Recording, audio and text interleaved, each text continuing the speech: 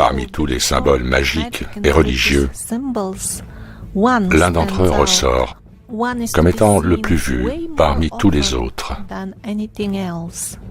Le svastika, bien plus ancien et bien plus commun que la croix chrétienne. On le trouve même sur les anciens artefacts des deux Amériques. Une autre preuve que ces continents ne se sont pas développés en vase clos. Ce qui est d'ailleurs une idée très nouvelle.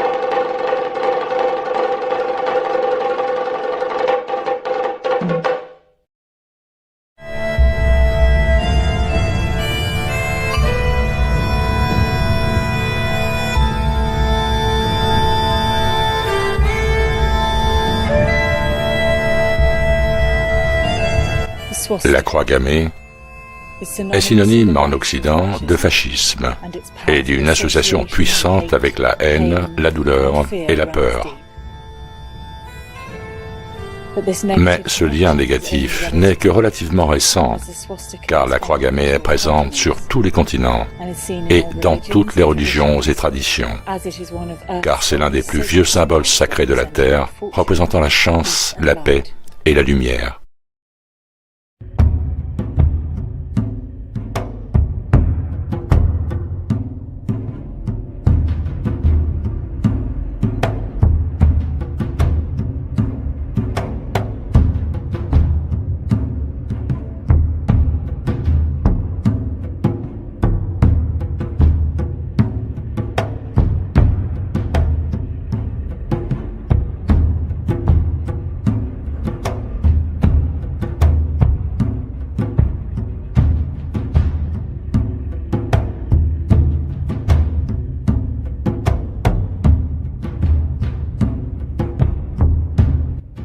Au début de la Seconde Guerre mondiale, le svastika et l'aigle bicéphale étaient encore l'un des principaux symboles d'État de l'Allemagne et de la Russie.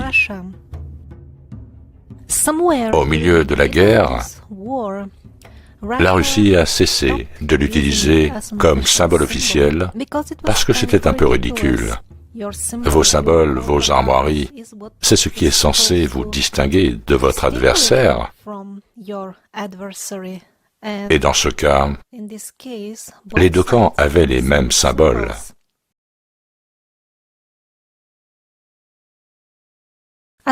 Aujourd'hui, parmi les pays dits avancés, seule la Finlande présente le svastika sur toutes sortes d'emblèmes et de signes officiels. Le reste du monde, soi-disant avancé, est plongé dans cette négativité très récente à l'égard de cet ancien signe de prospérité et d'harmonie. Dans la plupart de l'Asie, où les traditions sont toujours vivantes, il n'y a aucune trace de cette négativité à l'égard du svastika. Et on peut les voir par milliers dans les temples, au bord des routes, dans toutes sortes de décorations et d'éditions imprimées, etc.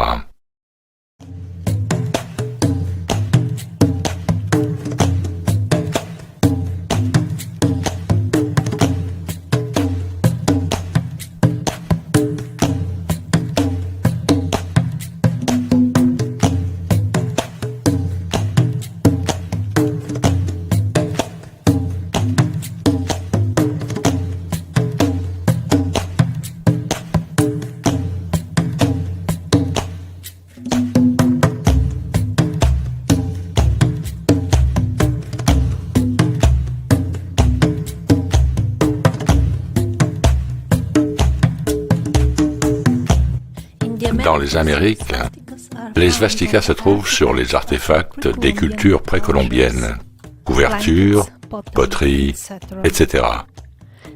Les Amérindiens les utilisaient largement, ainsi que les colons étrangers, lorsqu'ils sont arrivés sur le continent.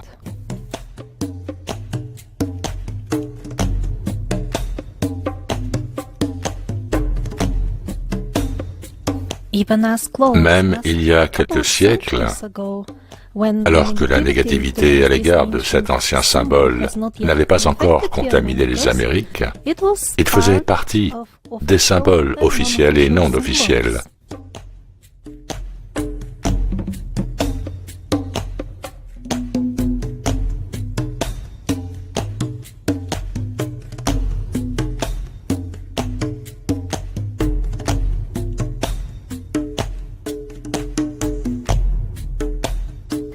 Il était utilisé par des organisations telles que les Boy Scouts.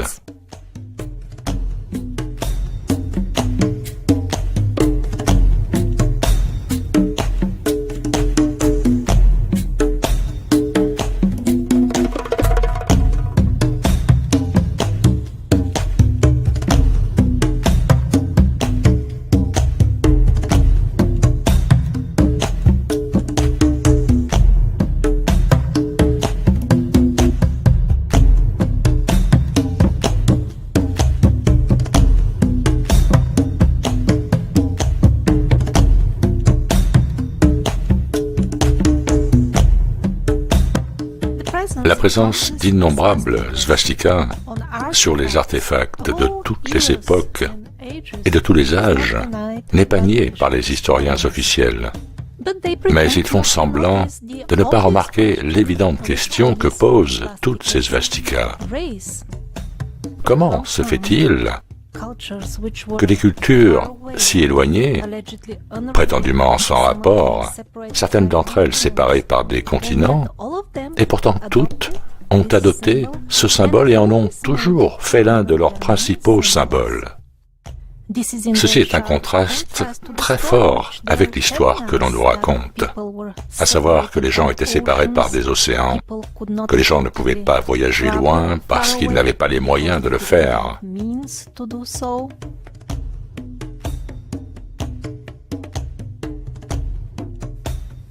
Et nous ne parlons pas seulement de la découverte de ce symbole de la part des uns et des autres, mais aussi des gens qui autrefois considéraient ces symboles d'une manière beaucoup plus sérieuse que nous.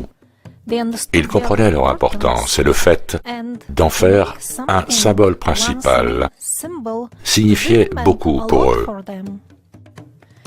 Ils n'auraient certainement pas décidé de le faire juste parce qu'un voyageur occasionnel leur a dit « Oh, ils ont ce symbole dans un pays lointain.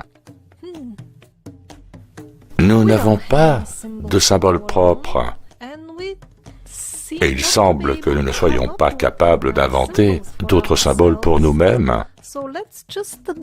Alors adoptons ce symbole inconnu et faisons-en notre emblème principal.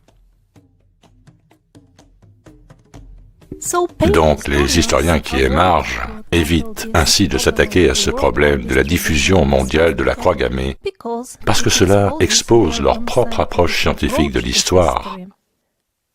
S'ils ne peuvent pas nous dire ce qu'était notre passé, alors qui le fera? Les gens ordinaires? Eux-mêmes ont perdu l'envie de s'informer et ils n'en voient pas l'intérêt. La plupart des gens de nos jours ne se soucient même pas d'où ils viennent.